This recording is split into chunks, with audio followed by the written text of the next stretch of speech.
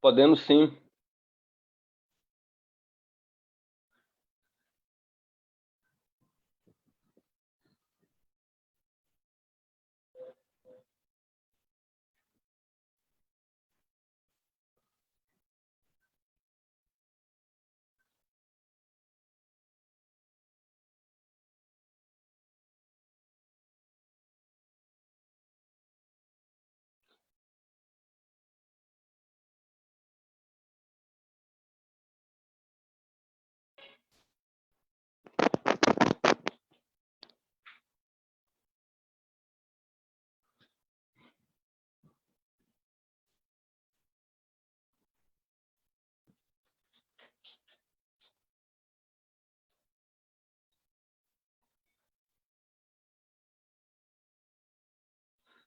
Olá, gente, boa tarde.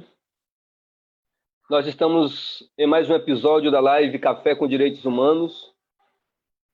A série de debates Café com Direitos Humanos é um espaço desenvolvido com a finalidade de promoção de uma nova cultura dos direitos humanos que conjuga ações lúdicas e de debates a partir de manifestações das diversas expressões da cultura popular, sejam exposições fotográficas, mostras, música, literatura, produções audiovisuais, artes cênicas, fotográficas, mostras, música e literatura, produção, enfim, e ações de caráter informativo, formativo, de difusão de conhecimento, de resgate e fortalecimento da memória das lutas por direitos humanos, né? O tema de hoje será o papel da cultura no processo de resistência. A cultura é um tema da maior complexidade e, portanto, também marcada de grandes contradições.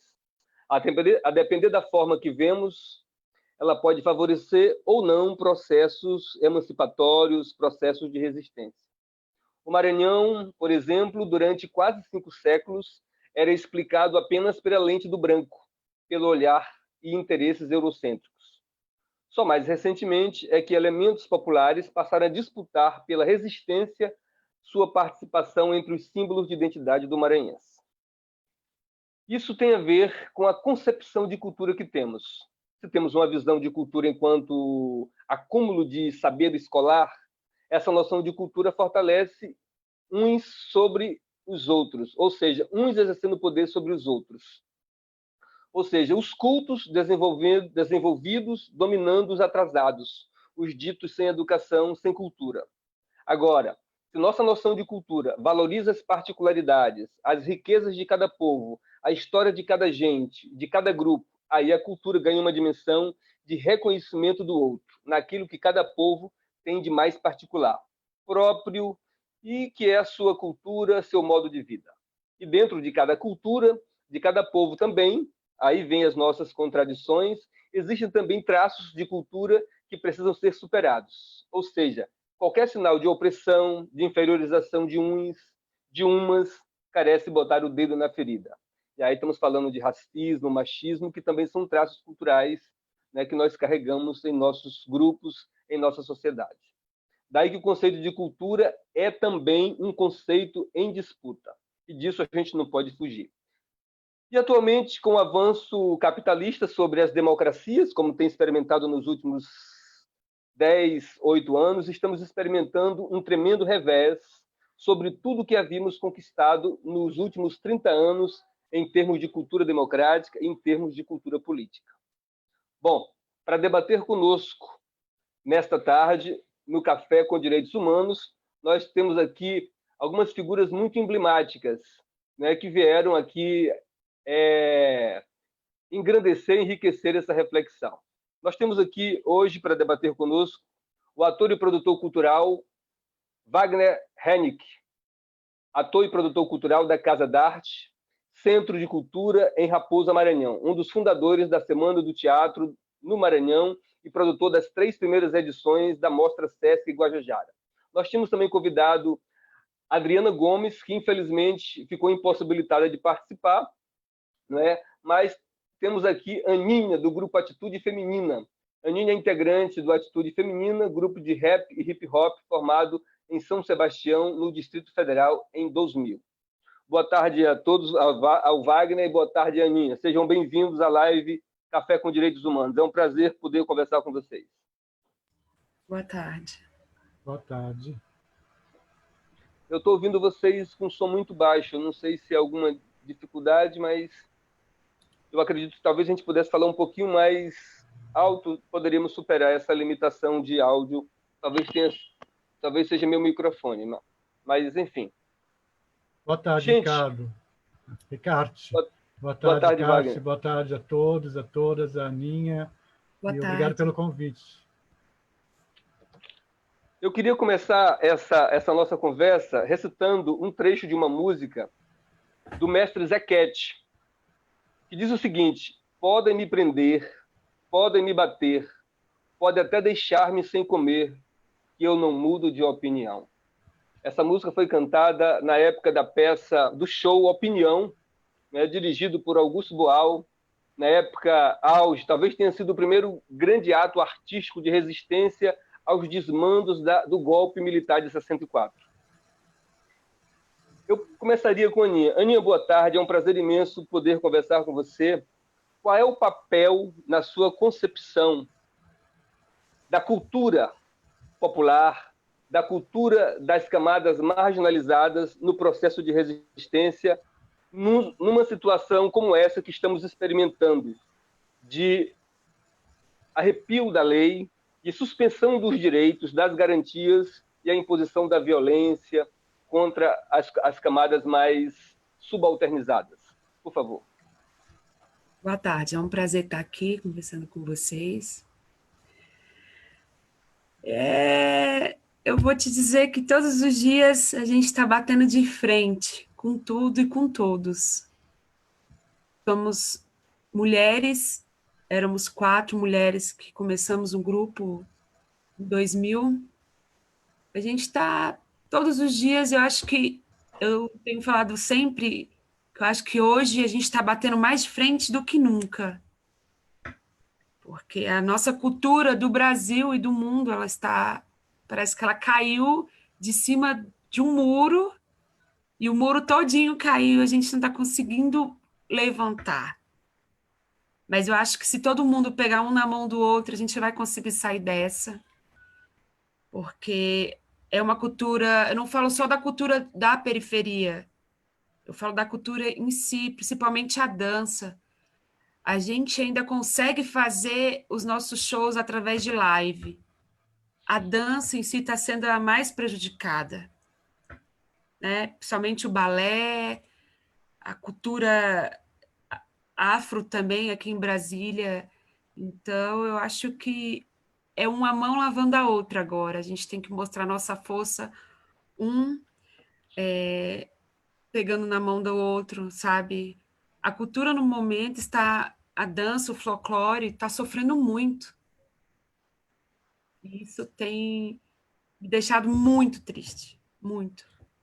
Você como mulher preta, moradora de periferia, integrante do movimento de hip hop e rap, quais os recados esse movimento tem dado dentro desse grupo que você faz parte de defesa dos direitos das comunidades? A gente, através das nossas músicas e dos nossos CDs, a gente apela muito para a violência. O jovem que se envolve com crime, com a gangue, a nossa comunidade não tem não é por guerra por causa de tráfico de droga. Lá é por ter nome, para ter nome, entende? Então, são briguinhas de campinho de futebol que começa uma coisa muito grande.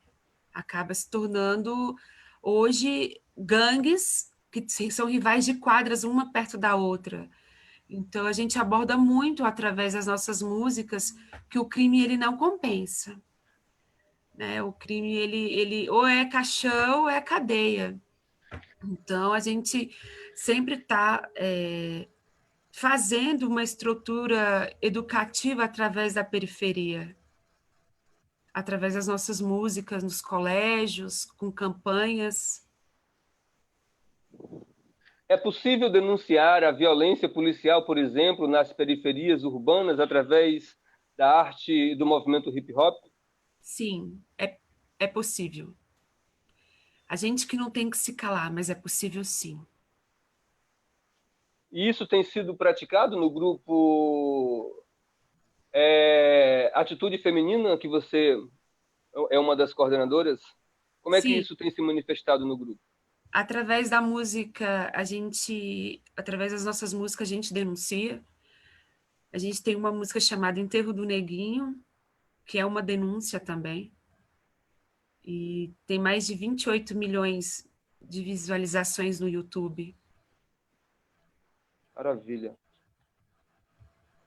Wagner, querido, a arte ela pode estar ou não a serviço da resistência, da afirmação dos direitos culturais, da afirmação dos direitos artísticos. O momento que nós vivemos hoje é um momento muito complexo do ponto de vista da efetivação e garantia dos direitos, no momento que o atual governo tem solapado de maneira assintosa todas as garantias e direitos que se vinha conquistando, né? Toda a cultura democrática, participativa que vinha em curso já há mais de 30 anos, né? Na luta por direitos humanos, por políticas públicas, por políticas culturais, de uma hora para outra a gente tem visto, né, um conjunto de agressões, né, que destrói toda a nossa pauta de conquistas que vinha em processo de construção. E esse momento guarda algumas similitudes com o período dos anos 60. Né? Eu estou lembrando aqui de grandes movimentos teatrais, eu falo com você porque você é um homem de teatro, né? Como o Teatro Oficina, o Teatro do Oprimido, de Augusto Boal, o Teatro de Arena, de nomes como Oduvaldo Viana, Augusto Boal, José Celso Martinez.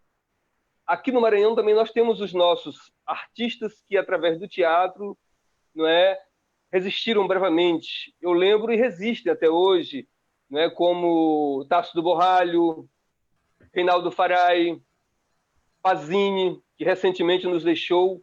Na sua concepção, você como ator, como diretor de teatro, como produtor cultural, como o teatro deve se manifestar diante do quadro político que nós vivemos hoje? Boa tarde, Cate.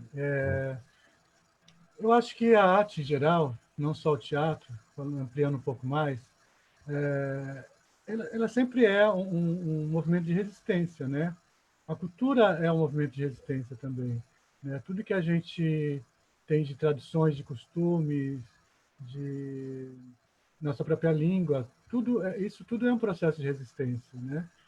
E a arte, ela é uma linguagem, né? É um meio de comunicação para que se possa falar sobre esses nossos costumes, essa nossa cultura. O teatro ele te dá essa oportunidade de fazer isso também. O teatro não é só para isso, né? Ele também tem vários caminhos, várias vertentes do teatro. Mas eu me identifico muito com o teatro, com a arte de resistência em geral.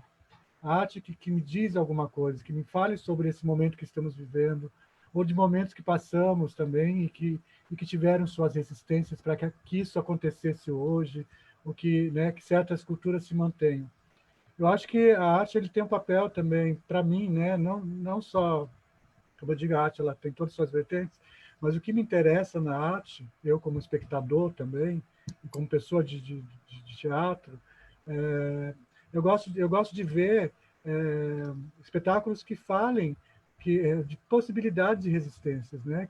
Que contem um pouco a sua história que está se passando ou histórias que já passaram. O teatro, a gente está numa transição muito louca, né? De linguagem. A gente, com novas tecnologias que surgiram, então, tem surgido novas formas de se fazer teatro. Então, a gente não tem um movimento, como a gente tinha na década de 60, que era um movimento teatral que tinha uma certa linguagem, que se falava a mesma língua. Hoje, a gente tem várias vertentes que ainda não se encontrou um movimento de determinar, como se tem em vários momentos da história da humanidade, se tem os chamados movimentos artísticos, né? E são datados e são nomenclaturados. Nós não temos, nesse momento, um movimento assim. Eu acho que a gente está num momento muito de transição, até por conta de todas as conquistas que a gente veio, como você mesmo disse ainda há pouco. Foi uma paulada muito grande que a gente vem sofrendo já há algum tempo. Esse processo que a gente está passando agora é resultado também de toda essa resistência de 30 anos que a gente estava começando, mas também estava levando porrada. Então, o tempo todo tem que estar em alerta, tem que estar em atenção, né? A gente, como artista, tem que estar o tempo todo em atenção, porque são os primeiros a apanhar também, né?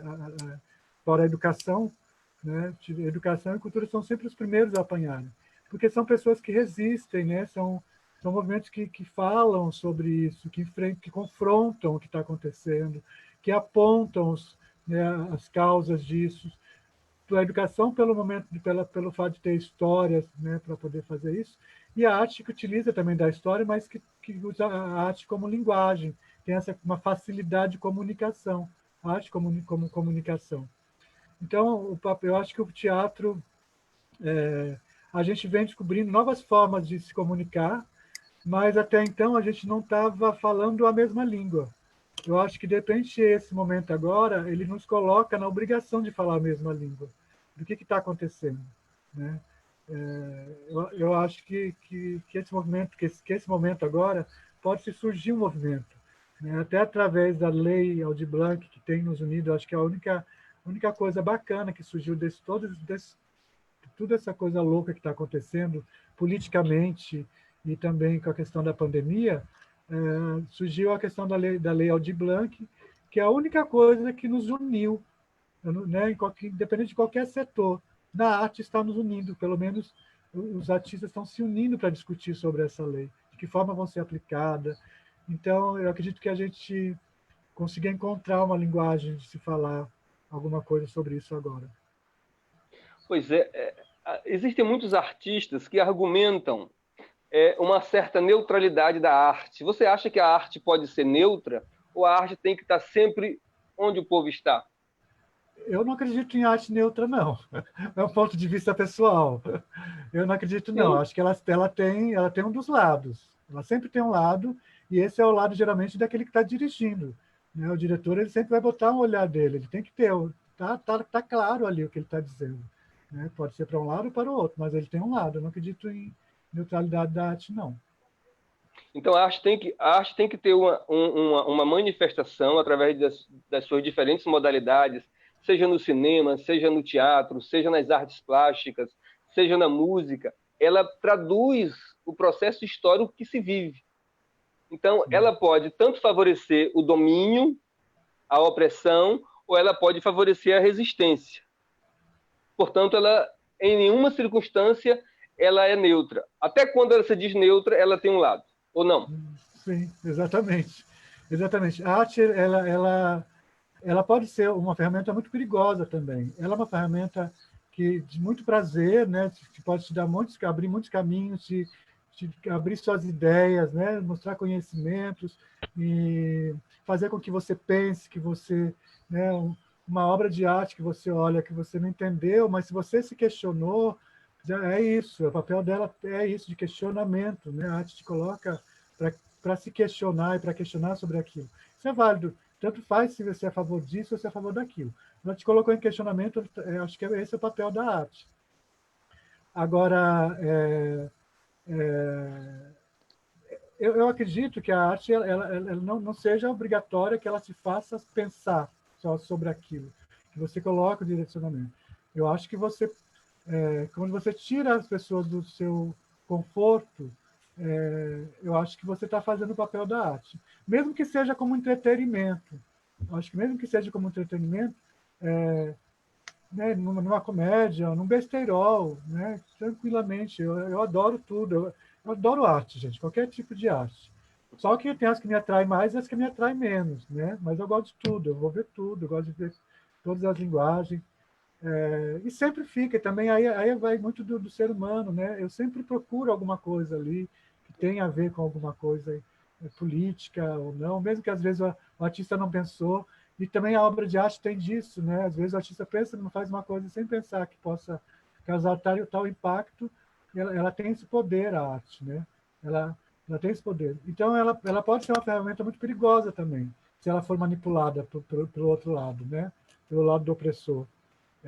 O próprio Hitler fez isso, né? O Goebbels, através da comunicação, que era o grande comunicador, eu chamo de comunicador, do Hitler, né? Que cuidava de toda a parte da publicidade de Hitler, ele se utiliza de toda a parte das artes, né? Para poder oprimir o povo. O Hitler queria ser artista, inclusive, ele foi negado na Escola de Belas Artes, né, da Áustria. Ele queria ser um artista, eu acho que foi por isso que ele virou esse louco que foi. Mas, enfim, isso é só uma brincadeira à parte. Então, acho que tem que ter... a arte, ela é uma ferramenta muito perigosa, sim. Ela tem que tomar muito cuidado, porque ela pode... Às vezes, a coisa do entretenimento que a gente critica, muitas pessoas no meio artístico criticam essa coisa de entretenimento, é porque, às vezes, está sendo só como um boi de piranha. Esse entretenimento está sendo ali só para distrair, né, o público, enquanto está se acontecendo outras coisas. E por isso que a gente fala de que a arte ela tem o seu papel de falar, de apontar o que está acontecendo. Então, temos que tomar cuidado com da onde surge essa arte, da onde vem, quem é que está por detrás. Quando você pega um boi que é lá, né, o meu boi que de repente que sai lá do João Paulo, que é um evento, é uma manifestação popular, de repente ela começa a ir para os arraiais, né, aqui em São Luís, ela começa a ser já manipulada, né, para onde vai. Ali está sendo manipulado os arraiais. Esses arraiais têm um comando, tem pessoas que comandam esses arraiais, né? Que sejam por leis, né? de deputados, ou que seja pelo Estado. O teatro ele é assim também. O teatro lá atrás, quando surge na Grécia, ele surge como uma manifestação popular e, de repente, quando começa a perder controle sobre isso, os imperadores começam a criar o teatro para poder ter esse controle do teatro, né? Os espaços teatros físicos, né? Os coliseus, enfim, para poder ter o controle do que está se falando lá fora. Porque que aí, né, se falava mal do imperador, e aí não, então ele estando lá dentro, botando teatro dentro do espaço, o imperador traz para dentro do espaço dele, então eu seguro a onda para não se falar muito sobre o imperador. Então é mais ou menos isso que também acontece até hoje, né? 2000 anos depois, isso acontece, essa manipulação também. Temos que ficar de olho sempre de onde vem, quem é que está por detrás desses fomentos, quem é esses patrocinadores, quem são esses patrocinadores, né? Se é uma Vale, né? Uma Vale da vida, se é quem são, tem que ter todo esse cuidado, porque podemos ser manipulados. Ok. Ana, você participa de um movimento de hip hop e de rap formado por meninas, né? Atitude Feminina. De que modo esse grupo, de que modo o hip hop tem contribuído para denunciar a violência contra a mulher? De que modo o hip hop tem contribuído para a afirmação da mulher, né, no seu empoderamento, na sua luta contra o machismo, contra todo tipo de violência do homem contra a mulher? De que modo isso tem reverberado na arte que vocês têm produzido em Brasília? Assim, eu acredito que a arte, ela muda a minha vida e muda a vida das pessoas. A Atitude Feminina tem uma música chamada Rosas, que ajudou milhares de mulheres no Brasil, começando pela minha mãe. Minha mãe sofreu agressão durante muito tempo do meu pai. Meus pais são nordestinos, são do Piauí. E minha mãe se separou do meu pai. Eu tinha, acho que 6 para os 7 anos. E dentro da minha casa, eu não sabia o que era ter paz. Meu pai era um homem muito agressor. E com a música Rosas, eu fui ao Nordeste em viagem, já com o CD pronto, e dei um CD para ele. E aí ele disse para mim, nossa, tem uma música que mexeu muito comigo. E eu disse assim, qual música, pai? Como eu tinha muito medo de conversar com meu pai, porque ele era um homem muito... Acho que ele não gostava de certas coisas. Então, assim, e eu sou tatuada, e tudo isso para ele era muito... Pô, minha filha mais nova, tatuada, cantora de rap. E aí ele foi e falou para mim assim, tem uma música que mexeu muito comigo, e através dessa música nunca mais eu vou bater numa mulher. Então foi daí que eu acreditei e acredito que a nossa cultura em si, toda a cultura, ela pode sim ser um meio de denúncia. E a música Rosas, que fala de violência contra a mulher, ela para mim é uma luta dia a dia e diária para todas as mulheres do Brasil que sofrem violência contra a mulher. E, Ana, você poderia cantar para a gente um trecho dessa música, Rosas? Vou cantar o refrão, tá? Porque eu só canto o Por favor, refrão. vai lá. Hoje meu amor veio me visitar e trouxe rosas para me alegrar e com lágrimas pede para eu voltar. Hoje o perfume eu não sinto mais, meu amor já não me bate mais. Infelizmente eu descanso em paz.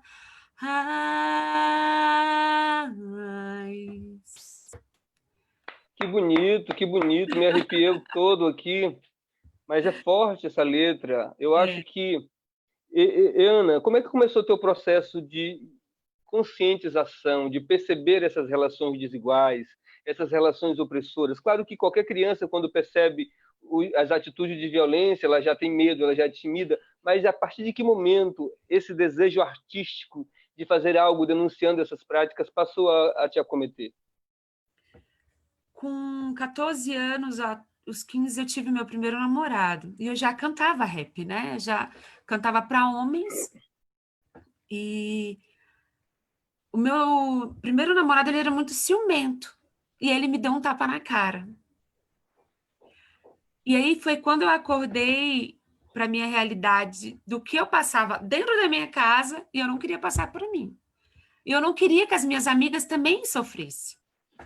E foi quando eu descobri que dentro do grupo, todas nós, as 4, já tinham passado por violência doméstica. E quando a Jane escreveu a música e me mostrou um pedaço, eu tinha crises de riso. Mas é porque eu comecei a acordar para a minha realidade, que a minha realidade era aquela. E não era só eu que passava por aquilo. E foi aí que eu acordei. Mas todas as vezes que eu canto músicas rosas, para mim é como se fosse a primeira vez que eu estivesse cantando ela. Ver as mulheres comentando que já sofreu. E não é só mulher da classe baixa, não, da classe alta, média, meio termo, periférica, rica, negra, branca, indígena. É todas as mulheres. É todas. Mas foi com os meus 14 para os 15. Rosa é a música que você considera mais importante da sua carreira, do seu grupo? Que você considera mais significativa? Sim, é a música mais importante da minha carreira durante esses 20 anos de carreira. Pela minha mãe, pela minha avó, pela Cristina, pela Paula, por todas as mulheres do Brasil. Por isso, porque um tapa dói muito. E como dói. E quanto eu tiver forças e sangue aqui na minha veia, eu vou cantar Rosas. Quando ainda tiver criminalidade, tiver mulher apanhando, criança apanhando, jovens sofrendo, a nossa cultura se acabando, eu vou cantar Rosas. Eu sei que Rosas ainda vai ser uma música que vai ajudar muitas pessoas. Muitas. Ana, é muito bonito ouvir você falar dessa forma, não é? E encoraja outras mulheres a assumir essa postura, né, de denunciar, de não aceitar calada, que use a sensibilidade artística, as diferentes linguagens para denunciar todo tipo de opressão, de violência, né, que ainda acomete um grande número de mulheres em todo o Brasil. De que modo você multiplica essa mensagem, além de cantar, de gravar discos? Vocês ministram oficinas para adolescentes, para crianças, para que possam também despertar essa mesma consciência e já crescerem dentro de uma perspectiva de uma prática artística, de luta, de resistência? Sim.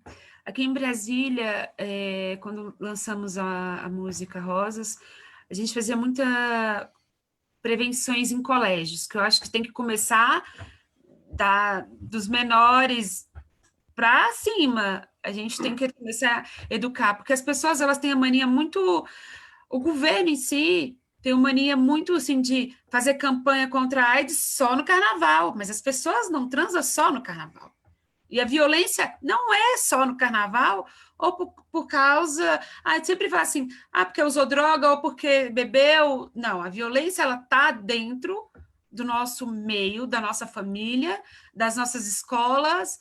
E assim, eu acho que a campanha tem que ser feita todos os dias. Durante 5 anos, a Atitude Feminina tinha esse trabalho, em escolas, nos presídios do Distrito Federal, e a gente também participava de outros fóruns nacional contra a violência à mulher. E aí, de um tempo para cá, a gente ficou só com os meios de propaganda mesmo na internet, porque foi caindo, né? Queira ou não queira, tudo hoje é através de dinheiro. Para você fazer uma palestra, para você viajar, tudo. Então, alguns projetos sociais foi acabando, mas assim, algumas ONGs convidou a gente para palestra, vive pedindo clipe para a gente, a música, faculdades pede autorização. Então, a gente sempre tá mandando a nossa música, o clipe, até mesmo tem gente de faculdade fazendo tese em cima da nossa música. E para mim isso é tudo. Eu acho que se a gente conseguir alcançar de 100, 20 já denunciou, sabe? E eu acho que as mulheres não têm que ficar caladas. A gente não podemos ficar calada. Ana, mais uma pergunta aqui para você nesse bloco ainda. Quem são suas referências no hip hop, no rap? Quais foram os grandes MCs, as grandes pessoas que você se espelhou, que você olhava e queria fazer igual ou parecido? Ai, meu Deus, você me pegou. Porque eu pensei que você ia falar, quem é que te inspira para ser assim? Também. Eu ia falar minha mãe, porque é uma grande mulher, é uma guerreira. Tudo que eu sou, a mulher que eu sou, é graças a ela. Eu sou filha de manicure e minha mãe conseguiu sustentar 3 filhos sozinha, com todas as forças possíveis até hoje. Ela, pelo contrário, nordestina porreta, daquela de ir para cima. Ela não dá mole, não. Mas no rap, a gente é de uma geração de rap gangster de Brasília, de denúncias, né? Eu era pequena e meu tio ficava... Ele é DJ, ficava tocando algumas produções do DJ Rafa Santoro na minha casa, que produzia Ex, Cambro Negro, Jamaica, que é o Álibi, GOG. Então, assim, eu venho dessa... aqui em Brasília. Mas eu me inspiro muito na Dina Di, que não está mais com a gente, a Ruby, a RPW, a Cris, a Tchelle, tem muitas, assim, são, eu vou falar, gente, o programa vai ser só comigo, se eu for falar todo mundo. Tá, daqui a pouco. Eu inspiro mesmo naquela mulher guerreira que luta todo dia para sustentar os seus filhos, que corre atrás, sabe, que não deixa seus filhos passar fome. Essa mulher que acreditou no melhor de amanhã, na mulher periférica. Eu lembro que eu era menina, a dona Nilda botava uma bacia imensa na cabeça com roupas. Eu tenho muito essa visão de criança daquela senhora. Então, para mim, todas as mulheres que lutam por um dia amanhã, as que me representam. Então, o rap tem muito a ver com o repente nordestino, né? Com aquela manifestação da cultura nordestina, daquele canto do cantador nordestino, do repentista. Tanto é que até o início, rap, repentista, tem uma Sim, coisa meio rural, o sertão com o urbano, que é o rap, né? sim, papai, ele tocava muito e ele fazia repente também. Só que, assim, na minha fase de adolescência, eu não tinha muito contato com esse lado musical do meu pai, né? Eu vim ter depois de mais velha, acho que com 18 ou 20, que eu fiquei mais tempo com ele, logo depois ele ficou muito doente, mas, assim, meu pai, no repente, ele era perfeito. Maravilha. Eu Então, falava que eu nunca... Ah, eu acho que tu herdou essa força da rebeldia da tua mãe e a veia poética do velho. eu acho que a força da mamãe de mulher, sim, e Sim, aquele lado do cangaço, assim, papai. Eu sou cangaceira. brigona, sou brigona. Muito legal. E Wagner, querido, Wagner, você falou ainda há pouco que a arte, que a cultura pode ser perigosa.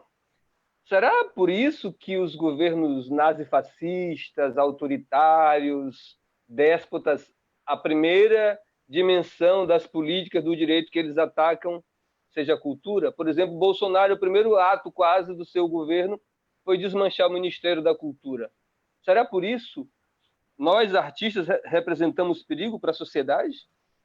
Sim, para a sociedade em geral, creio que não. Acho que a gente, pelo contrário, né? Mas a gente gera perigo para esses fascistas, né? E para certos movimentos políticos, a gente faz sim, a gente é um perigo sim. A gente vê, né, e não foi só o Bolsonaro extinguiu, mas o Temer também, quando assumiu, o Temer, o primeiro ato que ele fez foi extinguir também o Ministério da Cultura. Tanto teve o Ocupaminc, né, que a gente acabou depois retomando o Ministério, mas, na verdade, foi só de fachada, porque o Ministério foi extinto desde o primeiro momento em que o Temer entrou. Então, veio esse processo desse golpe, ele vem lá atrás. Foi tudo muito pensado, né? E se você for buscar na história da civilização, sempre é na arte que eles batem, seja através dos seus monumentos, né? Para destruir, a primeira coisa que se faz para tomar uma população, uma civilização, dominar um povo, é acabar com com toda a sua cultura, derrubar os seus monumentos, os seus lugares sagrados.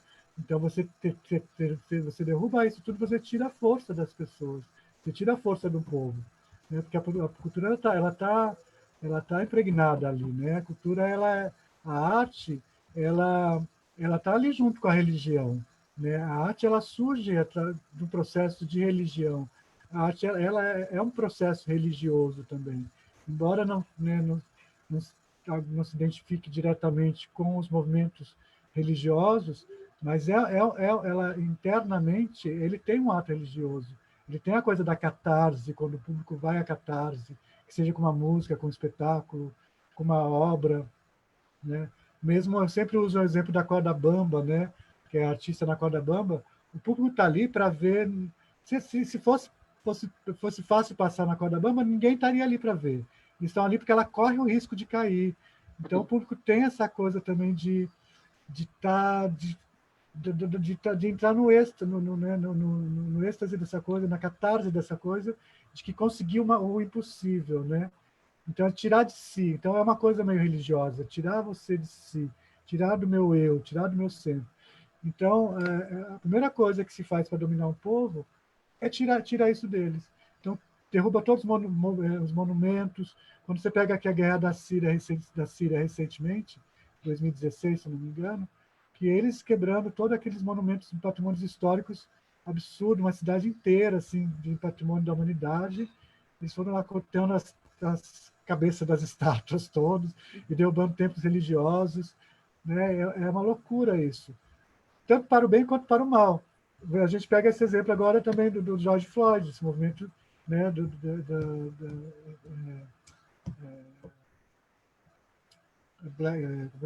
Fugiu.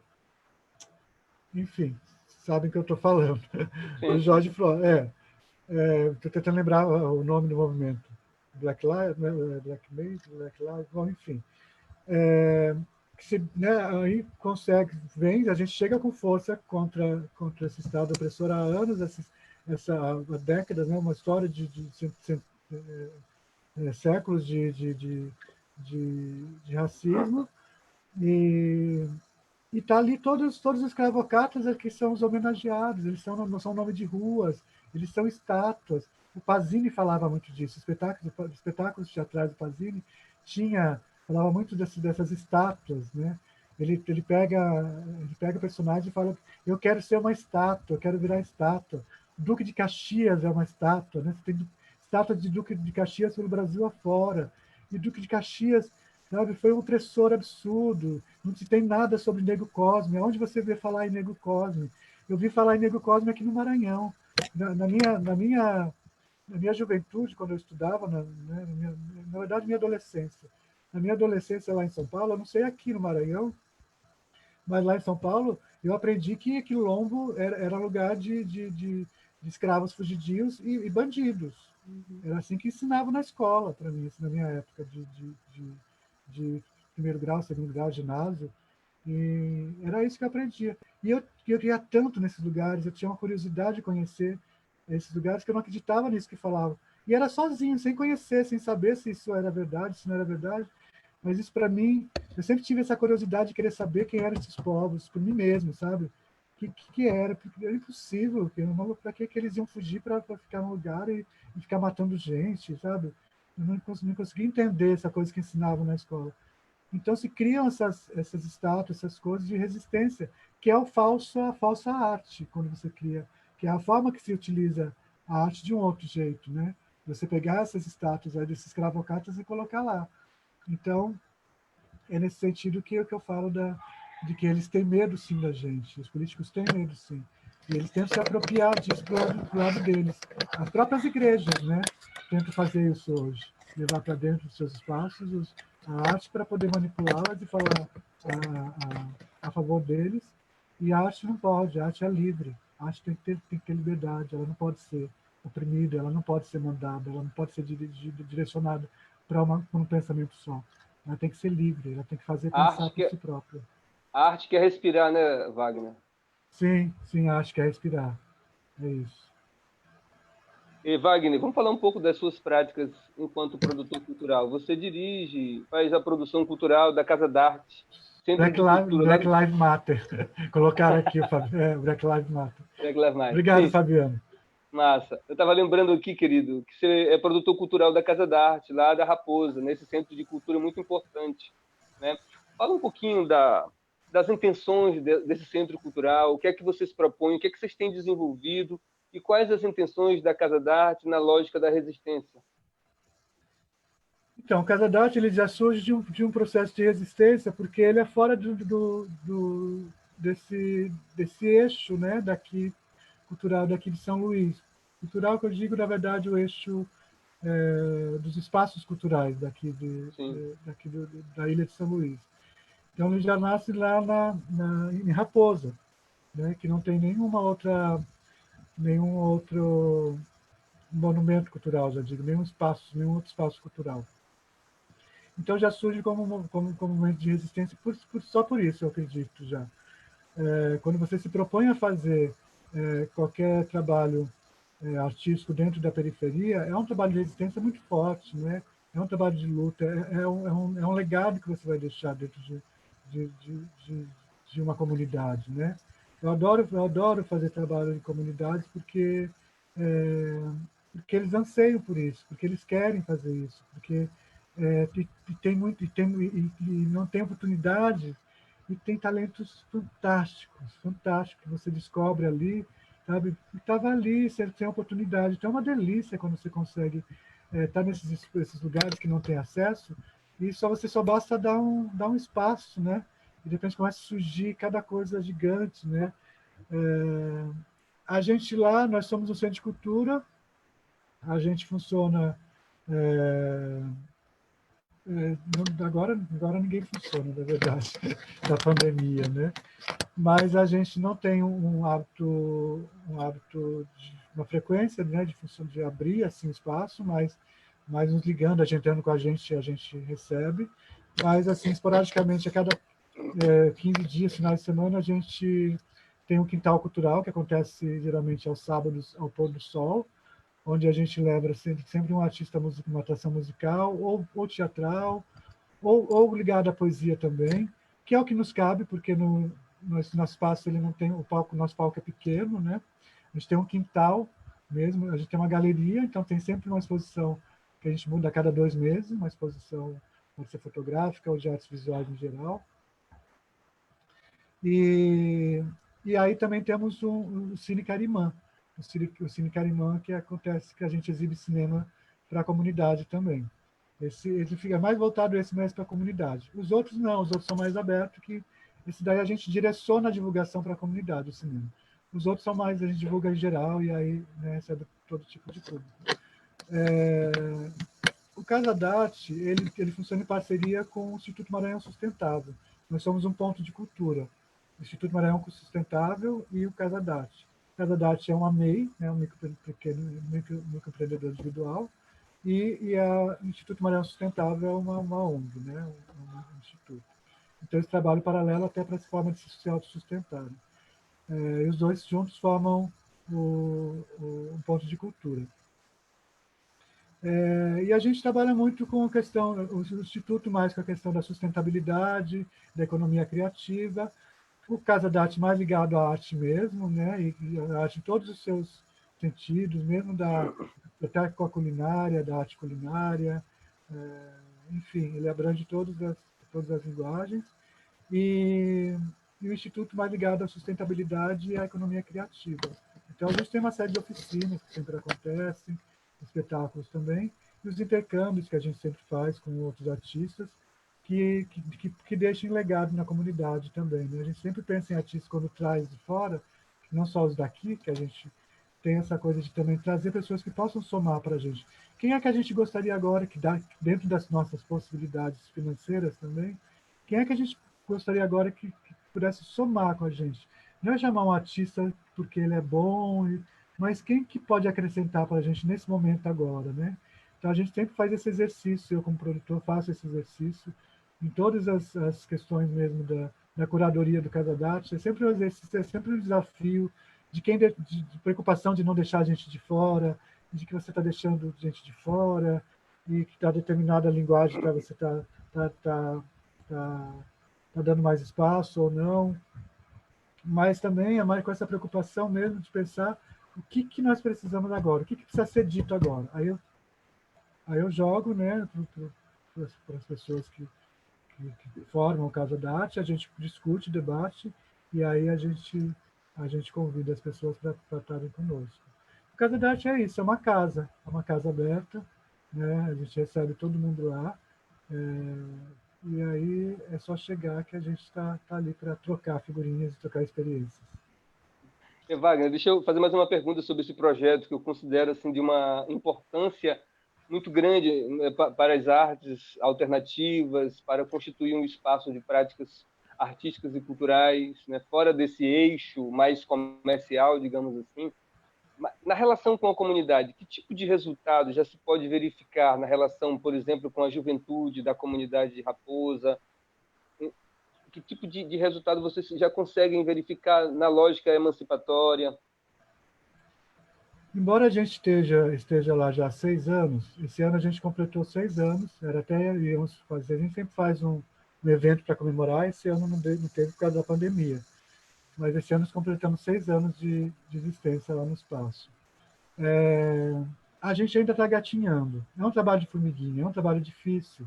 Né? Raposa é uma cidade que não explora muito essas suas questões suas questões culturais e artísticas, né? A gente tem lá as rendeiras, a arte da pesca, né? Ela tem toda uma cadeia por detrás disso, né? Da pesca artesanal, que é fantástico, né? E é uma cidade muito carente de espaços culturais, não temos espaços culturais. então não se tem o hábito de frequentar esses lugares. Então é um trabalho muito difícil, né, de formiguinha mesmo. O espaço lá, a gente não cobra a entrada, por exemplo, Casa da Arte, o acesso é livre. Mas, de repente, também é um espaço que às vezes inibe algumas pessoas da comunidade pela sua... É um espaço super simples para a gente, mas algumas pessoas se sentem inibidas com o espaço que ele, às vezes, elas acham que não é para ela aquele espaço. Mas a gente tem muitas ações sociais também no Casa da Arte. A gente faz muitas ações sociais ligadas, às vezes, com o SESC, o SEBRAE. Já fizemos aquele projeto do Mesa Brasil com o SEBRAE, que eles levam aquele caminhão deles, a carreta deles, e dá oficina sobre né, de reutilizar certas casca da banana para fazer o pudim não sei do que, enfim, né, de como utilizar de melhor forma todos esses recursos. Então, a gente teve oficinas de culinária, tem um projeto nosso chamado Sementes. Primeiro foi feito com ele, foi feito a partir de artesanato com tudo que sobra do peixe. Tudo que, então, com a espinha do peixe, com o couro do peixe. Então, foi feito todo um processo, uma tecnologia nossa, para dissecar esse couro do peixe, para criar materiais artesanais feitos com esse couro do peixe. E também com as espinhas do peixe, com os ossos do peixe. Esse foi um projeto apoiado pelo BNB. Depois teve a segunda parte desse projeto, a segunda etapa desse projeto, que foi feito também que é semente também, só que foi feito com a culinária, de utilizar tudo do peixe também para se comer, até o seu próprio osso, também o seu próprio couro. Então, todo o processo, fazer farinha do osso para fazer a sopa, né? Então, esse tipo de ações a gente consegue atingir mais a comunidade, né? Esse tipo de oficinas e ações a gente consegue atingir. Mas eles, como público de espetáculo, ainda é muito pouco.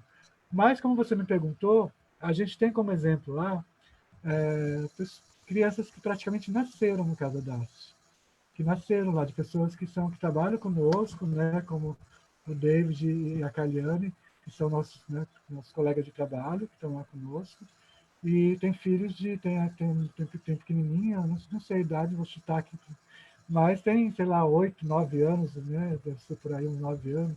Então, eles praticamente nasceram ali dentro. Tem outras crianças que os pais... Então, já tem uma geração que nasceu lá, né, e a gente vê a mudança dessas crianças, e os que já foram para lá com seus 6, 7, que hoje já tem 12, 13. Então, isso é legal que a gente começa a ver essas mudanças nessas pessoas. E aí é uma delícia, aí você vê que está funcionando. Porque é muito pequenininho, né? Esse trabalho de formiguinha, a gente vai... Mas quando você começa a ver esse resultado, a gente começa a falar que delícia, então, estamos no caminho certo, né? Que é isso, que atingiu 1, 2, 3, 5, né? E aí vai, e esses 5 vão ser multiplicadores lá na frente. Eu acho que é por aí.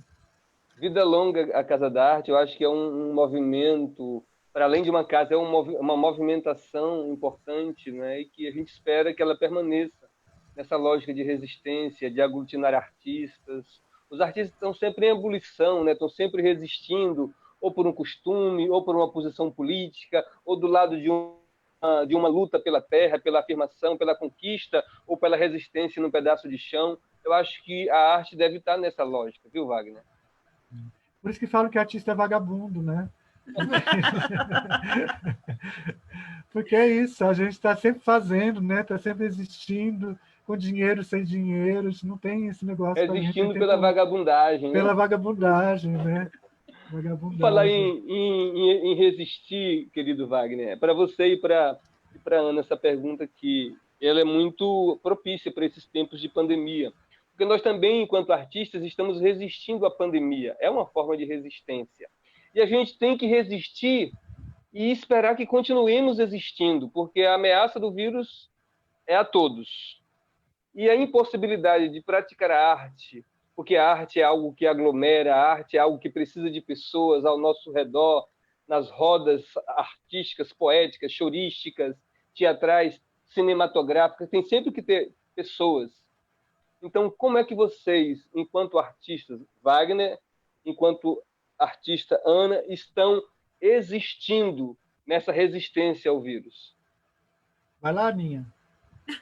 Tá. Eu estava falando até agora, vai lá.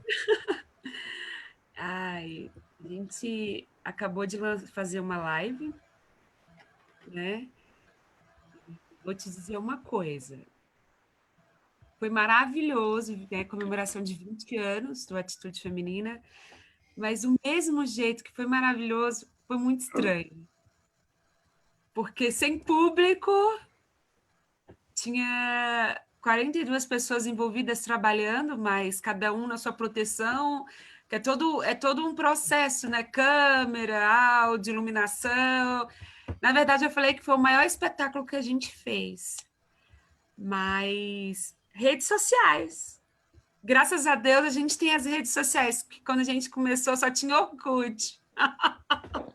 Mas essas lives, Ana, dá para arrecadar alguma coisa a ponto de remunerar os artistas envolvidos? Bem, se eu mudar para sertanejo, vai dar.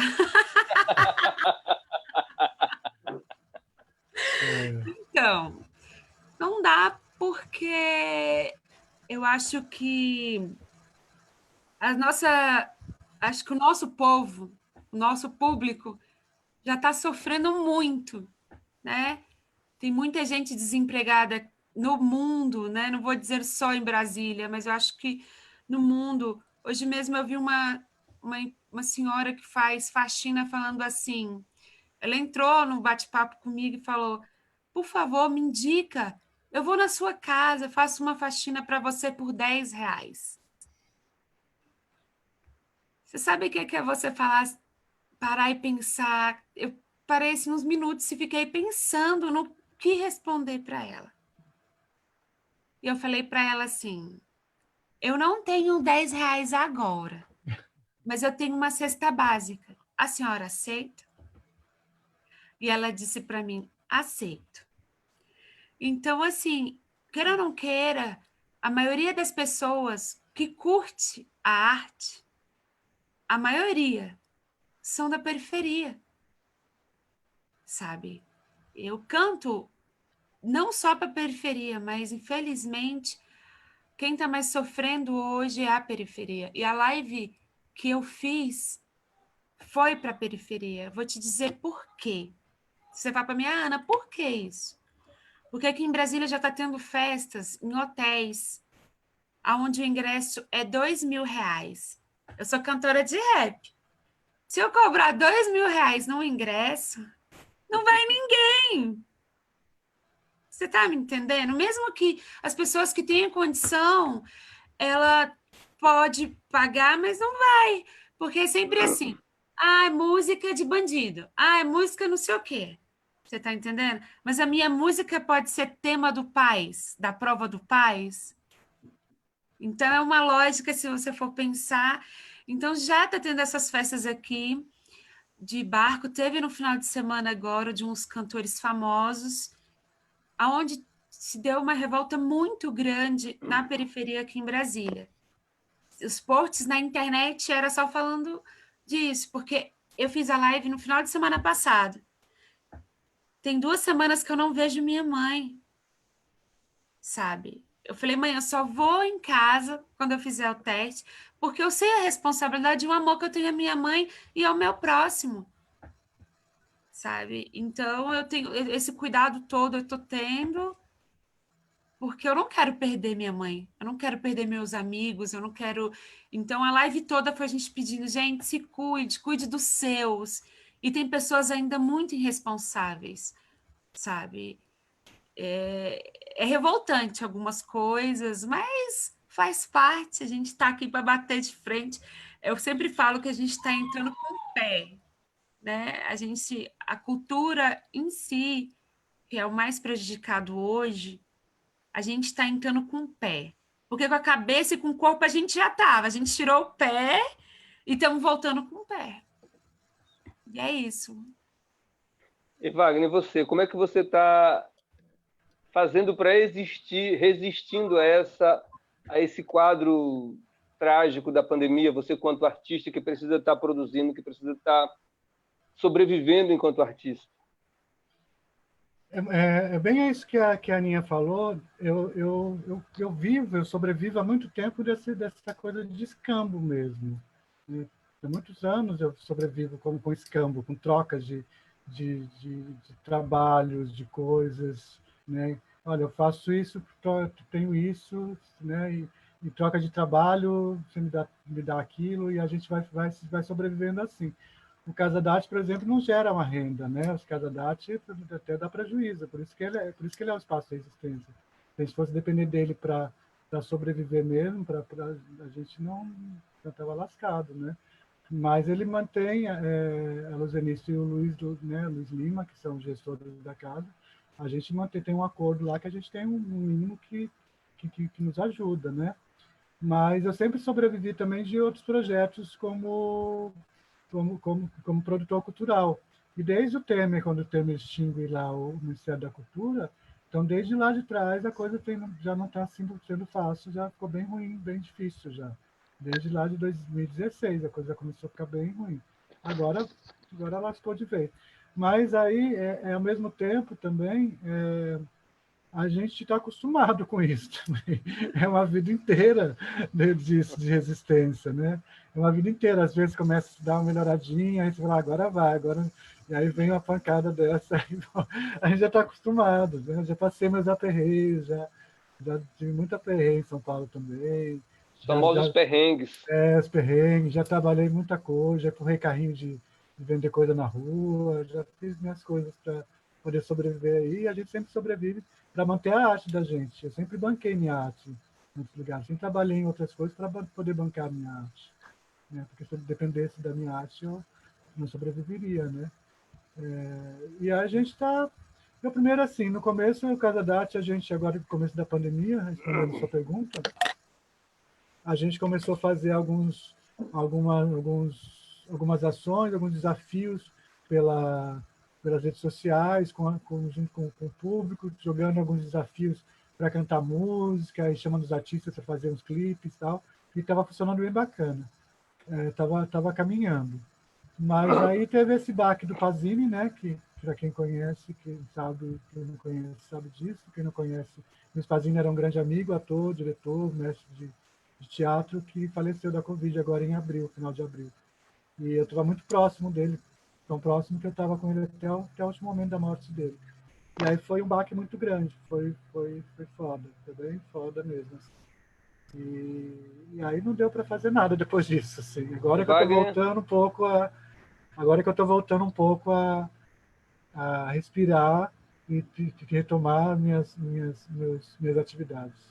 A última vez que eu estive com o Pazini foi lá no casarão do MST, no dia que vocês fizeram uma sketch lá, poética. Eu até pedi para recitar um trecho de uma poesia minha, não sei se você lembra. E o Pazini era uma das figuras mais queridas, mais cheia de ternura, de amorosidade, que a gente pode... E, ao mesmo tempo, tinha uma força, uma vibração, uma inquietude rebelde que carregava consigo. E a perda dele, da forma que foi, inesperada, de surpresa, precoce, nos pegou todo mundo assim, meio sem jeito, sem... Terias como tu recitar um poema aí em homenagem ao Pazini? Tem alguma coisa na tua cabeça que pudesse ser feito aí, querido? Gente, eu sou péssimo de guardar. Tem algumas coisas que poderia ter salvo Mesmo aqui. que fosse curta. Mas o que eu sei de cor mesmo são só a minha performance que eu faço do Rambo. Vou falar um trechinho aqui. Nos caminhos e noites de inverno, sem pouso, sem roupa, sem comida, uma voz apertava o coração gelado. Fraqueza ou força? Aí está. É força. Não sabes aonde vais, nem por que vais, mas entra em todos os lugares aberto a tudo. Não te matarão mais do que já estivesse morto. Eu apenas tentei morrer um pouco a cada dia. Isso é Rambo. Do Rambo. Arrepiado aqui, emocionado, que bonito. Isso, com certeza, me faz lembrar Pazini, porque era muito dele fazer esse tipo de manifestação nos espaços públicos, né? Vi algumas vezes ele fazendo esse gesto de resistência. Salve Luiz Pazini, salve esse mestre do teatro, né, que tanto contribuiu para as artes e para a cultura do Maranhão. Amanhã, 29, fazem 3 meses da passagem dele. 3 meses. 3 meses da passagem dele. Pazini, a gente criou um projeto ano passado, justamente chamado... Quando teve que o Bolsonaro foi eleito, no dia do primeiro turno, segundo turno, no dia da apuração do segundo turno, ele veio aqui para casa, a gente estava aqui juntos, assistindo a apuração, porque ele me ligou agoniado, sozinho na casa dele, e eu aqui sozinho. Não, tô indo para aí agora, vou ficar aqui sozinho, vamos ver essa apuração, não sei o quê. Viemos junto para cá. E ele tinha essa coisa, né? A gente chorou muito, se abraçou, chorou muito, né? Desde o primeiro turno, quando o Bolsonaro passou já para... Ele foi para o segundo turno, a gente já chorou muito. Nossa, não conseguia nem falar. E a gente tinha muito isso, eu com ele, né? A gente era muito apaixonado com a questão da cultura mesmo, e eu sou ainda. E ele sabia que ali era o fim, né? Esse Bolsonaro entrando. E a gente resolveu montar essa leitura dramática chamada Resistência Urgente. Então, foi uma leitura que a gente fez em vários espaços, por nossa conta, que aí tinha limitações, a gente não queria cobrar, mas a gente pagando para ir, a gente paga o nosso Uber, pagamos o nosso, né?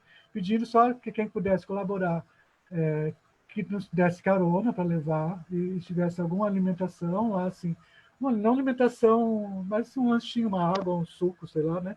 Qualquer coisa. Mas se não tivesse, a gente bancava, né? E a gente conseguiu fazer em muitos lugares, aqui em São Luís, na ilha, alguns espaços culturais, algumas escolas. Fizemos em Panacoatira, fizemos em Raposa, fizemos em Alcântara, fizemos em escolas e fizemos no Solar da Terra, no Rio Cupa, no Casa d'Arte, e escolas também no IFMA, no IEMA, aqui no Ministério Público também, e fizemos para o povo de EJA, porque a gente falou isso, né? Como é que a gente para de sair dessa nossa bolha?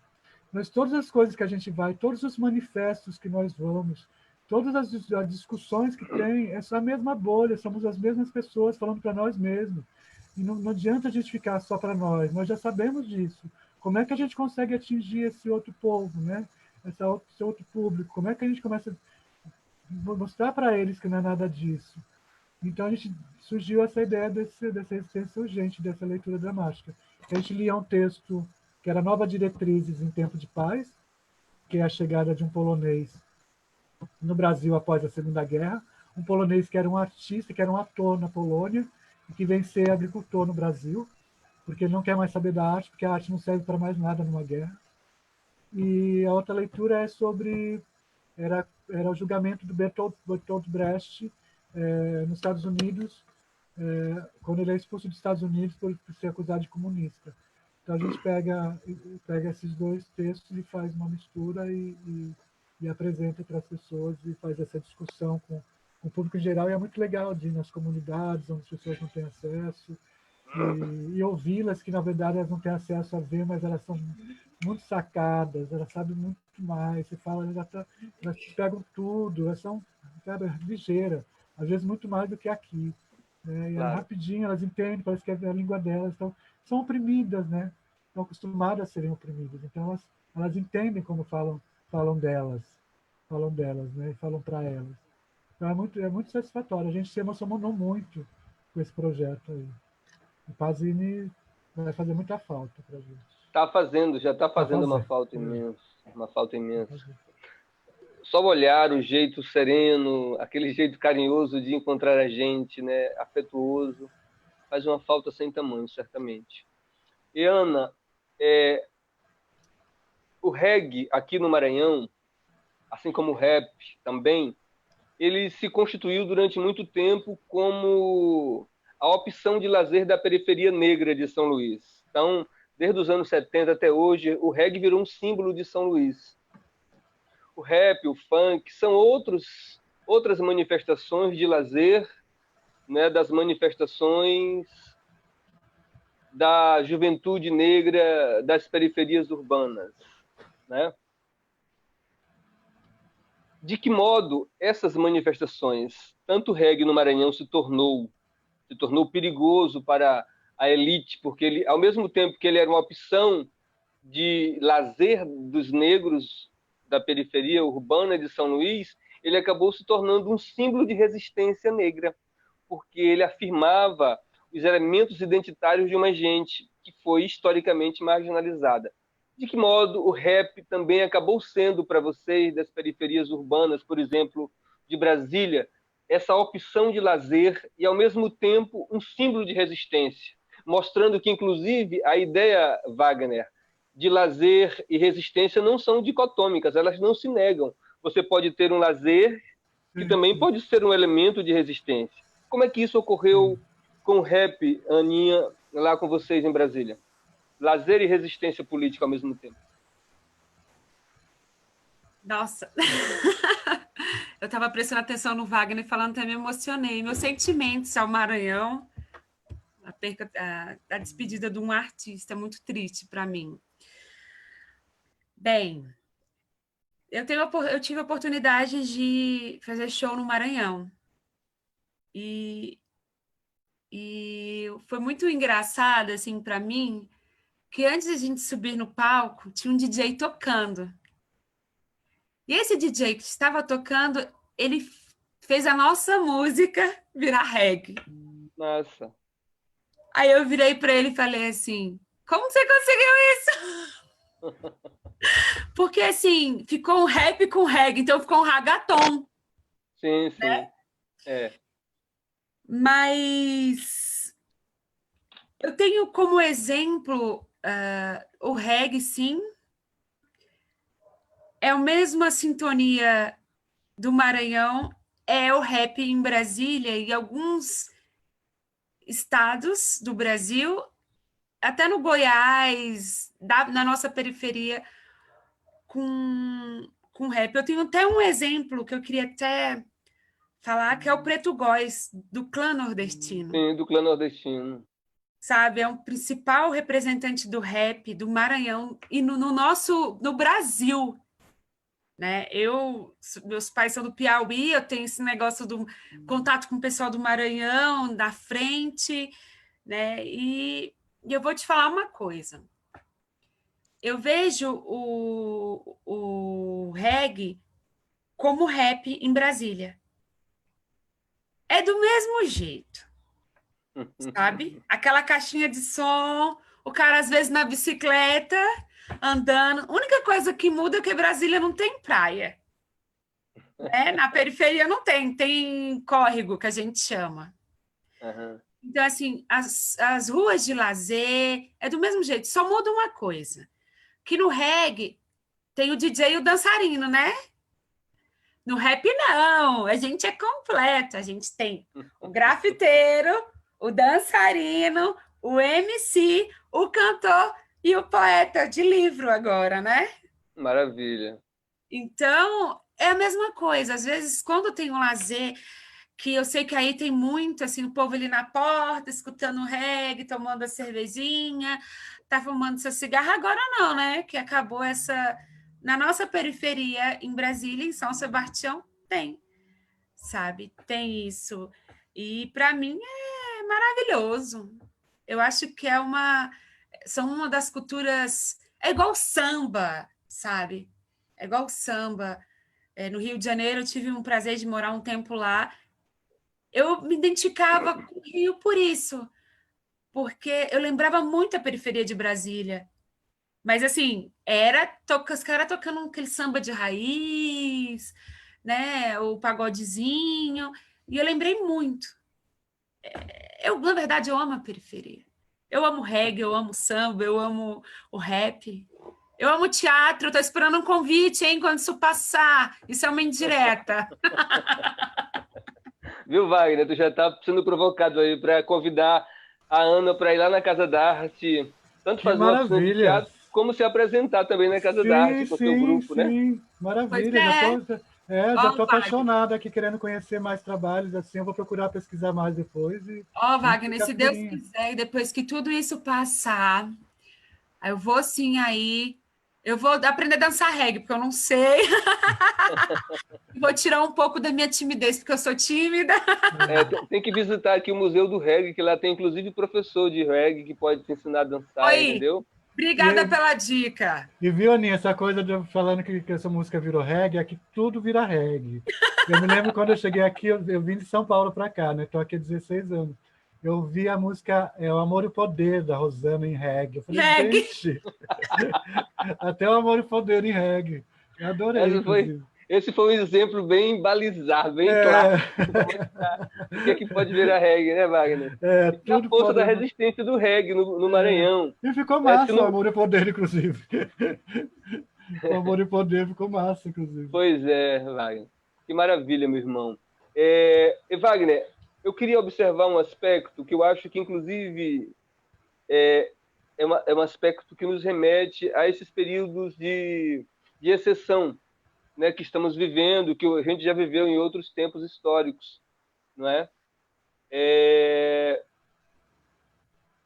As organizações sociais, os movimentos sociais, durante muito tempo, não compreendiam a cultura como um elemento de luta, de resistência. Muitas das vezes, os artistas, os cantores, os poetas eram tidos assim como se fosse a cereja do bolo.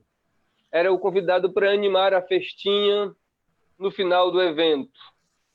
Eu observo que hoje o MST recupera a Sociedade dos Direitos Humanos e outras organizações no Brasil afora têm recuperado o papel das artes e da cultura como estratégia poderosa e potente de resistência e luta. Por exemplo, a inauguração do Solar do MST constitui um espaço de cultura importante. A Casa da Arte que você produz também se constitui um espaço importante de cultura. Essa rodada de lives que a Sociedade dos Direitos Humanos tem feito para discutir o papel da cultura popular e das artes enquanto elemento de resistência, me parece que tende a recuperar o papel da cultura como processo formativo, como processo de mobilização e como processo de enfrentamento da violência e da força institucional que a gente tem sido vítima nos últimos anos, assim como fora nos anos 60 e 70, quando os artistas da música, do teatro, do cinema resistiram e pagaram o preço alto por isso. É chegada a hora de que os movimentos sociais realmente possam incorporar as artes e a cultura, os artistas, nas suas estratégias de luta? Sim, sim, eu acho que já passou da hora, na verdade, porque claro que nunca é tarde, né? Mas se a gente já tivesse tido atenção para isso um pouco antes, eu acho que nós estaríamos mais fortalecidos hoje. Foram nos quebrando aos poucos, né? Foram tirando primeiro bateram em todas as questões das organizações sociais, né? Lá atrás começaram a bater nas questões estruturais das organizações sociais. Essa coisa de não juntar mesmo, né? De cada um ficar olhando para o seu lado, não junta as forças. Eu acho que tem que juntar. Só tem um inimigo, não tem vários inimigos. Né? A gente tem que juntar força para poder derrubar. Depois vamos discutir as outras coisas pormenores. Mas, primeiramente, a gente precisa derrubar quem está lá, quem tá nos oprimindo, né?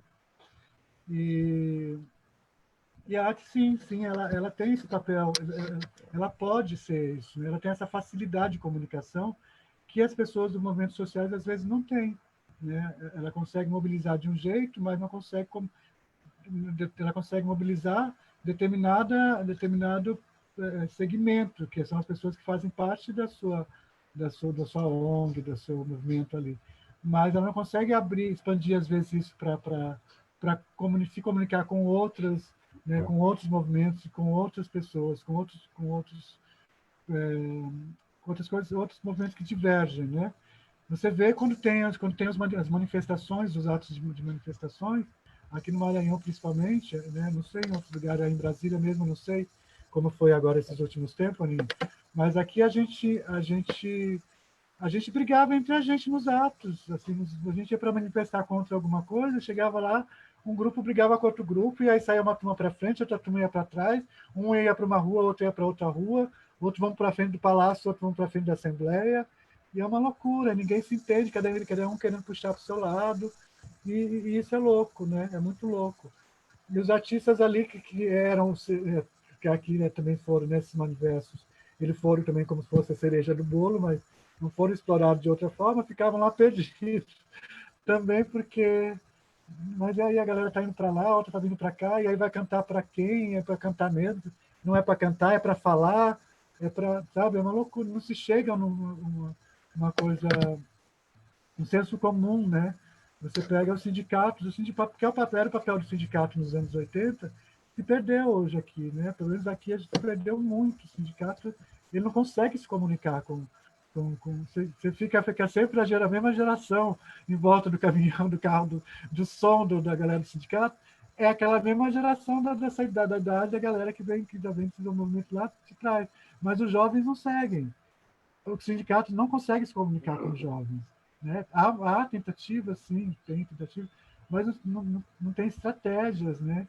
Eu acho que falta esse tipo de estratégia, e a arte ela pode ser essa agregadora disso. A arte ela tem esse poder, principalmente o rap, né? O rap, né, para esses tipos de atos, né? O rap ele fala muito, porque ele é como repente, né? Também que se você improvisar e sobe lá duas, três e troca e faz um desafio, meu, é demais. Isso, né, segura todo mundo. E não consegue ter essa sacada, sabe? Essas coisas assim que pode segurar ali a galera e pode comunicar, pode falar o que está acontecendo através de uma linguagem artística, né? Através e ali mesmo com os grafites, com os cartazes, né? Com um monte de outras formas pode ser falado.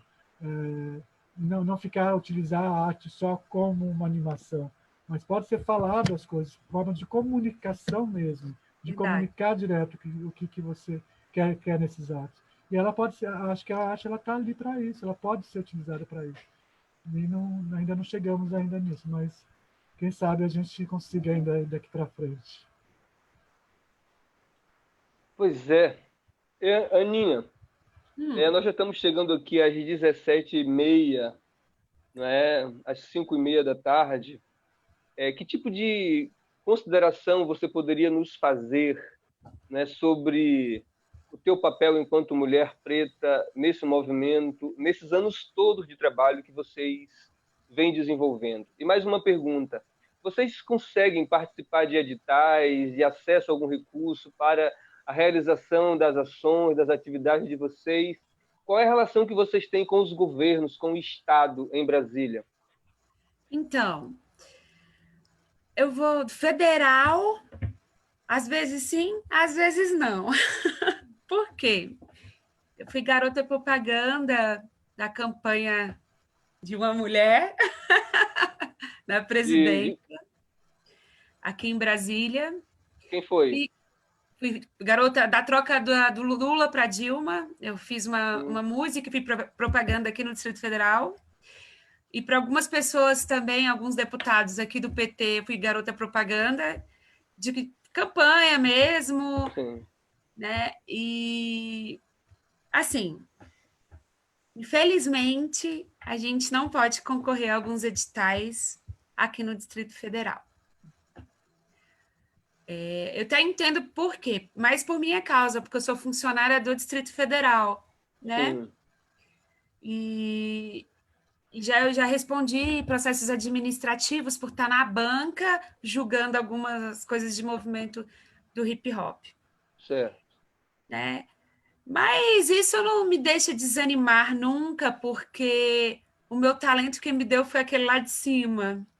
Claro. Né? Na verdade, eu queria tocar sanfona, mas eu sou canhota e não consegui. Adoro sanfona. Mas eu acho que o segredo de tudo é sempre lutar pelos seus sonhos, acreditar nos seus sonhos. Quem sou eu para desistir? Se todos os dias eu acordo e ainda tenho vida, né? Eu luto todos os dias pelo esse ar que eu respiro. E as considerações finais? Ai, que eu amo vocês, eu amo a cultura, eu que agradeço, assim, sou muito grata por ter vocês na nossa vida. Se a gente colocar na nossa cabeça que a cultura é tipo uma mão em cima da outra, sabe? A cultura é isso. Se a gente colocar na cabeça que a cultura pode vencer tudo isso, a gente já tinha tomado poder. Porque somos inteligentes, somos verdadeiros, não vivemos atrás, escondendo de nada. Porque senão não fazia mais música denunciando, né? E se eu tivesse medo, pararia por agora. E estamos aí, a atitude feminina faz cultura e estamos viva, graças a Deus. E só vão me calar só se eu estiver morta. Que tipo de recado você pode deixar para as meninas pretas de periferia que vivem uma situação ainda de não acesso aos direitos, de violência doméstica? Que tipo de recado uma rapper como você poderia deixar para as nossas meninas? Um bem sério ou bem um mais sério ainda? Você fica à vontade. Irmã, irmão, quem ama não mata, não humilha e não maltrata. Denuncie, 180, denuncie.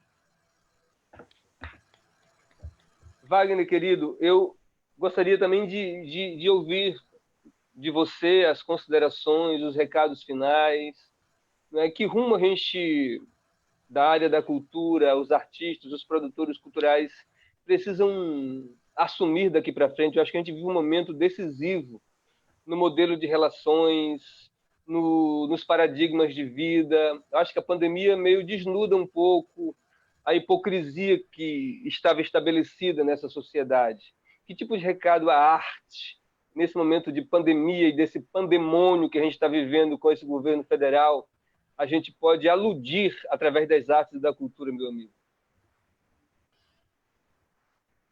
Eu acho que é muito louco, né, quando a gente falar dessa coisa que está acontecendo tudo agora, que a gente sempre fala simbolicamente, quando relaciona, pelo menos do teatro, com máscaras, né? De cair, tirar suas máscaras, né? De mostrar seu rosto, ou de colocar as máscaras para interpretar o personagem. E, simbolicamente, todos nós estamos de máscaras hoje, né? Para se defender desse vírus que está aí, mas ele também é muito louco porque essa questão da estética, né? Ela te deixa igual, fica todo mundo igual, né? E aí eu fico olhando todo mundo na rua quando eu vou fazer alguma coisa, né, emergencial. Eu estou em casa há 140 e poucos dias que eu estou em Fique casa. mais. É, mas eu faço minhas coisas, minhas compras, né? Coisas emergenciais que tem que fazer, eu saio para fazer. Muito rápido e volto. E aí quando eu vejo as pessoas de máscara na rua, né? Quando tem, né? Porque também tem às vezes não tem. É legal de ver que está todo mundo igual. Claro que não está todo mundo igual, né? Mas simbolicamente, uma máscara te coloca porque todo mundo está na mesma coisa, que todo mundo corre esse mesmo risco. Claro que uns têm mais condições né, de se alimentar, né, se precaver, enfim, outros menos. Mas todos correm o mesmo risco, então todo mundo usa essa máscara. Então eu fico pensando que a gente devia ser... e também vendo as ações, que só agora, por causa da pandemia, claro que tem muita gente que já faz ações solidárias, mas vendo tanto de solidariedade que surgiram com essa pandemia. Por que não pode ser isso sempre? Tem que ter uma pandemia sempre para que as pessoas sejam solidárias, né? Elas não podem ser sempre solidárias, né? Né, aqui na Praça Deodoro, um monte de pessoas de rua, né, moradores de rua, sem teto, e ninguém nunca ligou para eles. De repente, agora tem um monte de movimentos lá, são movimentos, não é nem um movimento social, nem uma ONG. São pessoas que se organizam para poder ir lá, para fazer uma ação, dar comidinha lá para os pobres, né? É uma forma de se aliviar que está fazendo bem. Eu acho que não é por aí também. Esses dias fizeram isso e deram veneno para matar um monte de morador de rua, acho que foi em São Paulo, se não me engano. Na grande São Paulo, Itapevi, uma coisa assim. Mataram um monte de morador de rua. Então, eu fico refletindo dessa questão de que a gente precisa ser mais mais generoso, né? Acho que todo mundo precisa ser mais generoso, prestar mais atenção nesses pequenos detalhes. A arte te dá essa sensibilidade de olhar para cada coisa, né, com maior importância. Se eu olho para uma máscara e vejo uma outra coisa nisso, é porque a arte me ensinou a ver isso numa máscara, que ela não se torna só uma máscara para se proteger do vírus, mas para mim já se torna um outro símbolo, uma outra coisa, me faz uma outra leitura. E eu acho que falta muito a gente olhar mais para essas pequenas coisas, entre aspas, e, e ser mais generoso, né? Ser mais generoso. E ser mais generoso não é só dar cesta básica, dar uma quentinha ali. É pensar o tempo todo mesmo, o que eu estou fazendo, né? O que eu estou fazendo para poder melhorar toda essa situação no país, o que eu estou fazendo para melhorar, né? Para que se tenha mais igualdade, que se tenha menos racismo, que se tenha menos homofobia, né? E quando se tem um ato eu vou buscar referência em mim porque é onde eu tenho, né? E eu sempre nos atos que eu vou de manifesto, aí tem lá a luta pela educação. Então estão os professores, eu estou lá. Aí tem um ato que foi o Mink, ocupa Mink, eu estou lá, eles são só os artistas. Aí tem o ato não sei o que aconteceu do Black Lives Matter, então os negros, eu estou lá. Tem um Black, aí tem não sei o que dos travestis, eu estou lá. Eu estou em todos, porque tudo a gente tem que estar. Tudo faz uma diferença na sociedade. Tudo a gente tem que estar junto, de mão dada. Não adianta ficar só com o meu grupo, só no meu. E era isso que a gente estava tentando fazer, estavam tentando fazer juntos também. Resistência urgente é isso, sair da nossa bolha, é ir para fora da nossa bolha e abraçar os outros movimentos também, abraçar, ser generosos com os nossos generosos também, com com esses movimentos que estão ali na luta também, na batalha e que você tem que estar lá também. Eu acho que quando a gente sempre me pergunta essa coisa da arte, eu amplio isso, eu jogo isso para tudo. Eu acho que devemos ser generosos e cuidarmos muito mais um dos outros, em todos os setores, em todos os lugares. É verdade. Gente, antes dos agradecimentos, eu gostaria de fazer aqui uma divulgação. Essa semana foi lançado nas redes sociais o e-book, um livro em formato digital chamado Transas da Contracultura Brasileira. Foi um livro organizado pela professora Patrícia Marcondes de Barros e pela socióloga Isis Rost. É um livro que congrega nele diversos depoimentos, artigos, ensaios, poemas sobre o processo da contracultura no Brasil e no Maranhão. Nessa obra, Transas da Contracultura Brasileira, tem artigo de César Teixeira, tem depoimento de César Teixeira, de Murilo Santos, tem poesia de Celso Borges, artigo de Daniela Assunção. Então, é um trabalho preciosíssimo. Eu acho, inclusive, podia render essa obra, Transas da Contracultura Brasileira, poderia render também uma live aqui no Café com Cultura, porque ele vai abordar justamente esses aspectos subversivos da cultura e das artes. Né? Naquele momento da virada dos anos 60 para os anos 70, influenciado pelas rebeliões, pelas resistências jovens na Europa e nos Estados Unidos, o que ocorreu no Brasil tempos depois com a música, com o teatro.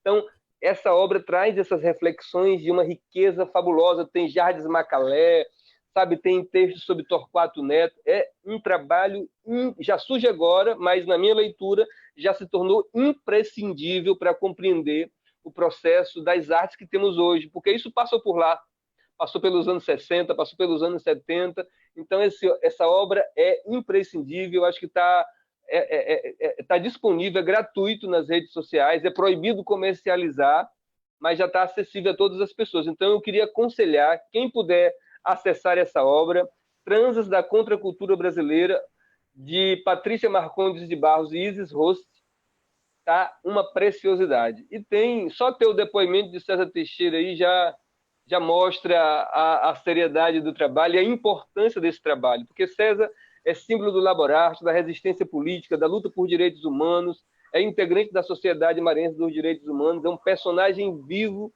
de resistência da cultura, né, do nosso Estado. Né? Então, é uma figura assim, de uma relevância gigantesca. Eu queria carinhosamente agradecer ao Wagner e à Ana por esse momento, né, pela essa riqueza de falas que vocês trouxeram, de experiências, de percepções sobre a cultura, sobre as artes. Viu, Wagner? Muito obrigado pela sua participação. Agradeço aqui em nome da Sociedade Maranhense dos Direitos Humanos. Agradeço também a Ana por a sua rica contribuição. Se vocês quiserem fazer alguma fala ainda, eu agradeceria muito. Obrigado você, Cátia, pela condução aí lindíssima desse encontro. Um prazer enorme conhecê-la, Aninha. Quero conhecer mais do seu trabalho, vou procurar mais, conhecer um pouco das suas músicas. Vamos trocar figurinhas mais depois. Vamos sim. E obrigado à Sociedade Maranhense de Direitos Humanos também, a Dici, Fabiano, que fez essa ponte também, e todas as demais pessoas que eu conheço, algumas pessoas que estão aí com vocês. Todo mundo que está aí acompanhando a gente, obrigado. E grande beijo. Então, gente, este foi o Café com Direitos Humanos. O Café com Direitos Humanos é um espaço de informação, reflexão, cultura e lazer, de manifestações culturais, numa percepção da indivisibilidade e interdependência dos direitos humanos. A luta é integral. A luta não pode ser departamentalizada ou fragmentada. A luta tem que ser no todo, na totalidade. Obrigado a todos os seguidores, a todas as pessoas que comentaram. Infelizmente, não pudemos interagir aqui, porque nós estamos aqui meio que no estúdio virtual do Zoom, mas eu acredito que os seguidores puderam usufruir da contribuição desses dois debatedores numa riqueza extraordinária. Muito obrigado a todos, boa tarde e até a próxima.